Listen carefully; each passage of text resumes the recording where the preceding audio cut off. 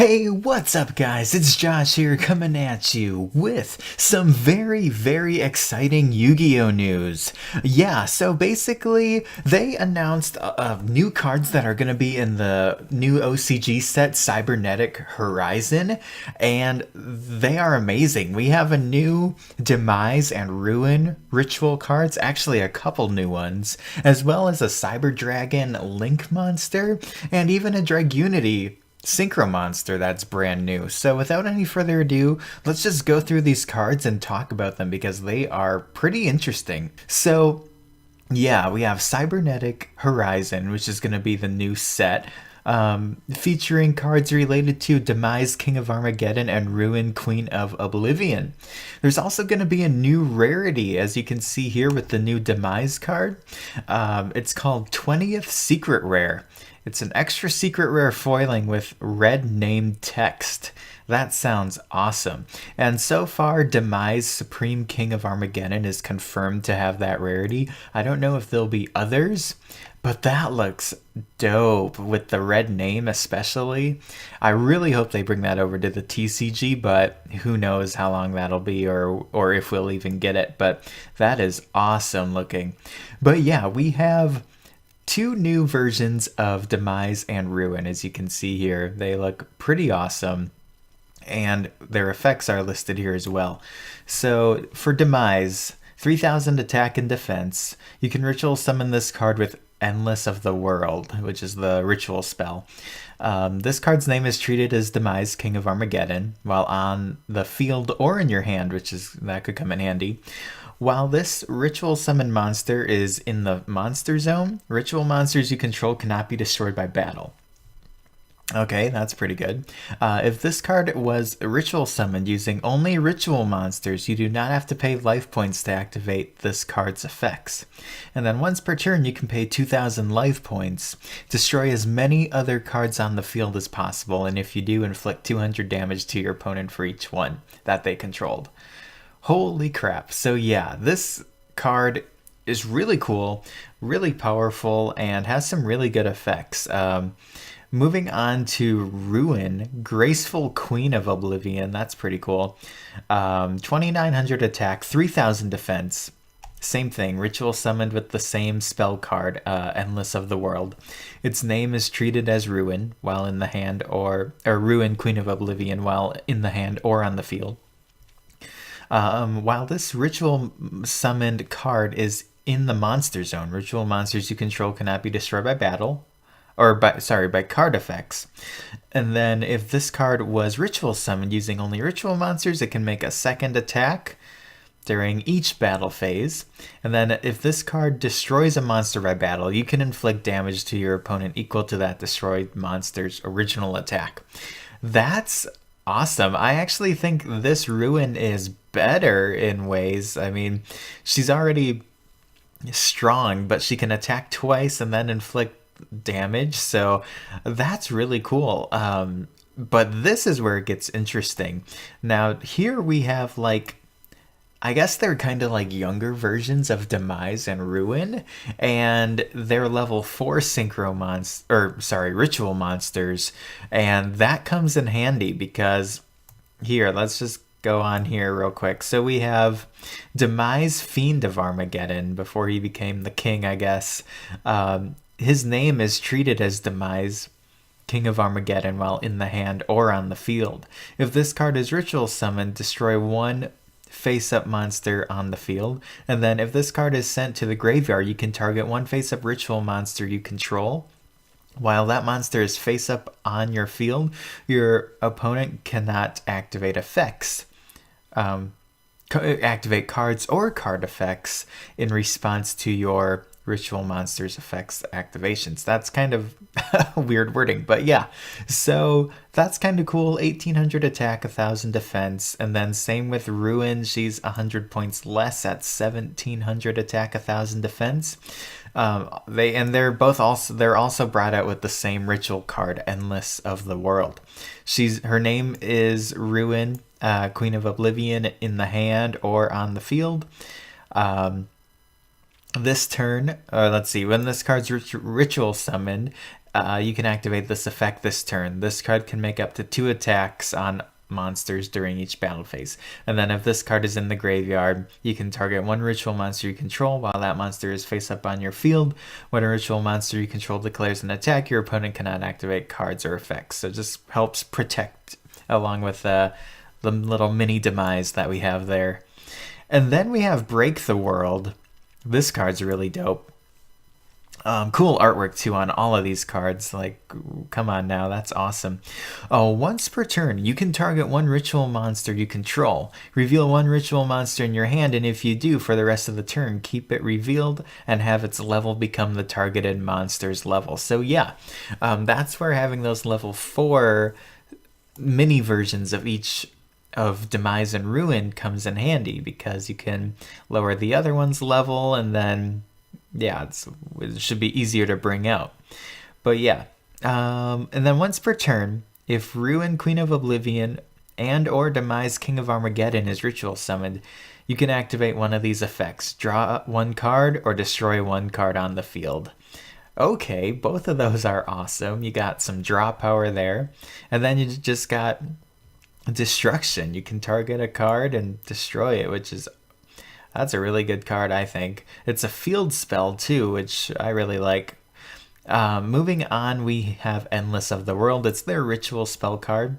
This card can be used to ritual summon Ruin, Queen of Oblivion, or Demise, King of Armageddon. Tribute monsters you control. We all know how that works.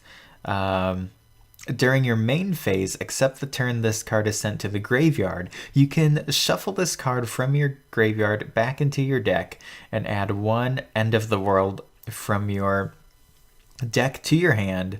Then you can add 1 Ruin, Queen of Oblivion, or Demise, King of Armageddon from your graveyard to your hand. So that's really nice.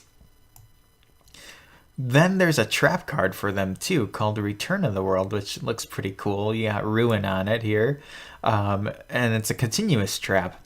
So you can only, let's see, you can use only 1 effect among the first and second effects with this card's name per turn, and only once that turn.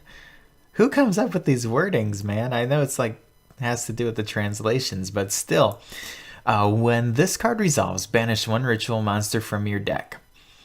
You can send this card from the graveyard, activate 1 of these effects. Ritual summon the ritual monster banished by this card effects, either by tributing 1 monster from your hand whose level equals or exceeds the banished monsters, or by shuffling into the deck 1 ritual monster from your graveyard whose level equals or exceeds the banished monsters.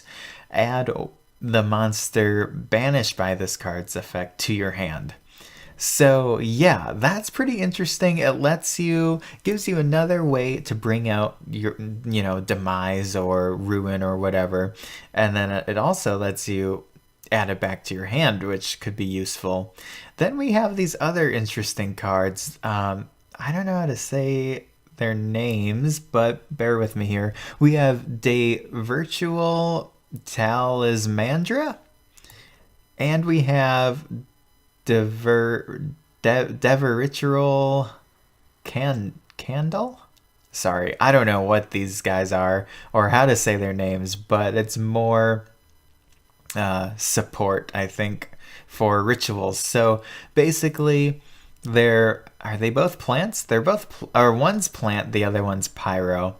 But you can reveal 1 ritual monster from your hand, special summon both this card from your hand and 1 Deveritual monster from your deck. If this card is special summoned from the deck, you can add a ritual monster from your deck to your hand, and then you cannot special summon monsters from the extra deck. Well, it sounds like with this new Demise and this new Ruin, decks that use these cards probably won't even really need an extra deck, because they'll just be able to bring out 1 or 2 Demises and 1 or 2 Ruins, and then I mean, if everything's good to go and they don't get stopped by anything or countered, they'll be able to win, because they're strong monsters that have crazy effects. But then for this Devi Ritual Candle. Sorry, I don't know how to say the name. It's got a similar effect. You can reveal one ritual spell card from your hand, special summon both this card from your hand and one Devi ritual monster from your deck.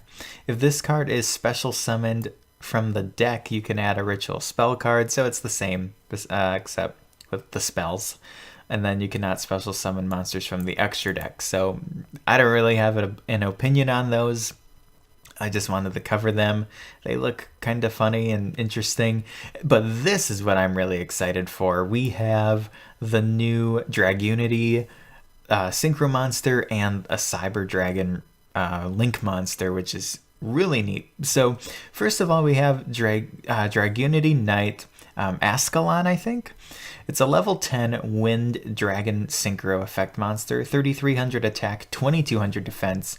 Its materials are a Dragunity tuner and one or more non-tuner monsters. So, and then its second effect you can only use once per turn. But basically, you can banish one Dragunity monster from your graveyard, then target one monster your opponent controls and banish that target. Bam.